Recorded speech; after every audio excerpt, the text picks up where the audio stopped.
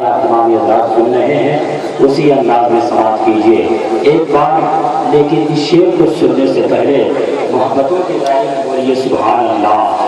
بڑا قیمتی شعر اور یہ شعر صرف اسٹیج پر والوں کے لیے ہے، اگر آپ چاہیں تو بول دیجیے گا سبحان اللہ۔ یہ شعر بس نظیم ناظم اہل سنت جناب مولانا کفیل اکبر خان جناب ستر رضا عظیم آبادی چچا جان مولانا مقتدر خان جانوی اور ان کے علاوہ جو بیٹھے ہیں انہی لوگوں کے لیے یہ شعر ہے۔ نئے رنگ میں نے نبی کی نعتیہ شاعری، ایک بار نبی کی نعتیہ شاعری پڑھی اور نئے رنگ میں نبی کی نعتیہ شاعری کر رہا ہوں۔ امید ہے کہ ستر رضا عظیم آبادی اس رنگ میں نبی کی نعتیہ شاعری پڑھیں گے۔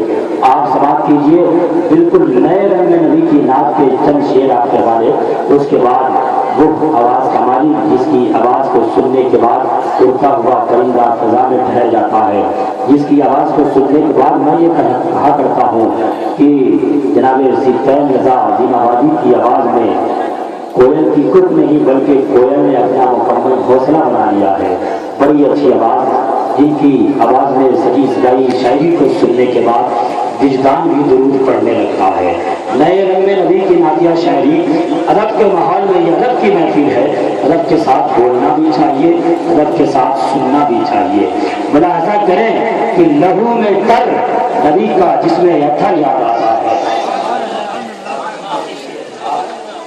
بولوں گا کہ نہیں آپ بولوں گا، آپ کے ساتھ سبحان اللہ۔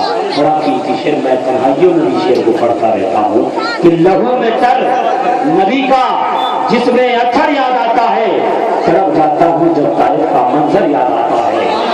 لہو میں تر نبی کا جس میں اتھر یاد آتا ہے، تڑپ جاتا ہوں جب طائف کا منظر یاد آتا ہے۔ مسلمان رات دن سرگرم ہے محلوں کی خواہش میں، شعر آپ ملاحظہ کریں، مسلمان رات دن سرگرم ہے محلوں کی خواہش میں، کسے سرکار دو عالم کا چھپر یاد آتا ہے۔ لہو میں تر نبی کا جس میں اتھر یاد آتا ہے، تڑپ جاتا ہوں جب طائف کا منظر یاد آتا ہے، اور مسلمانوں کو نیند آتی ہے درد کے گدوں پر، رسول اللہ کا کس کو بستر یاد آتا ہے۔ مسلمانوں کو نیند آتی ہے درد کے گدوں پر، رسول اللہ کا کس کو بستر یاد آتا ہے۔ شہر فلسطین ایک لمحے کے لیے آپ جائیں، وہ منظر غزہ کا اپنے نگاہوں میں رکھیں، پھر مسلمانوں کی تعداد کو نہ کریے۔ شعر آپ کے حوالے کرتا ہوں کہ مسلمانوں کی کثرت کو دیکھ کر بڑی حیرت سے ہوتی ہے مجھے جب 313 کا لشکر یاد آتا ہے۔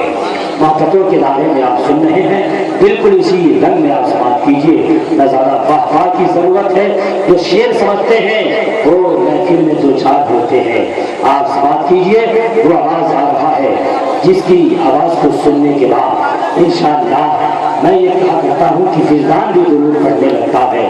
میں اپنی نظامت میں باب مدح نبی کھول رہا ہوں، درے نعت نبی با کرتا ہوں، بس اس نیت کے ساتھ کہ میں کیا ہوں، میری مدح کیا ہے۔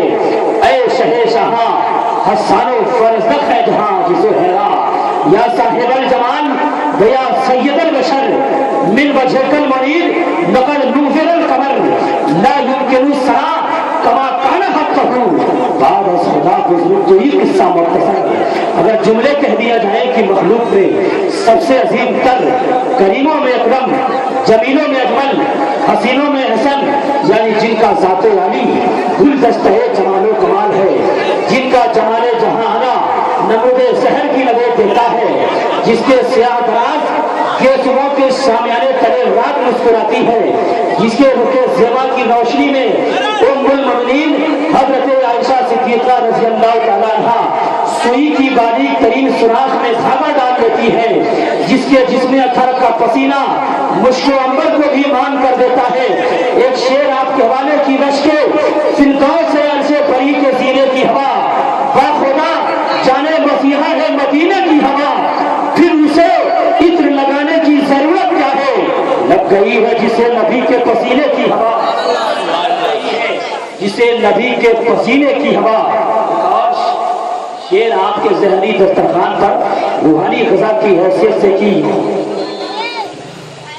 خدا کے قرب کا سینہ تلاش کرتا ہے، جو خوش نصیب ہے مدینہ تلاش کرتا ہے، اور گلابوں کے خوشبو کی بستی میں میرے نبی کا پسینہ تلاش کرتا ہے۔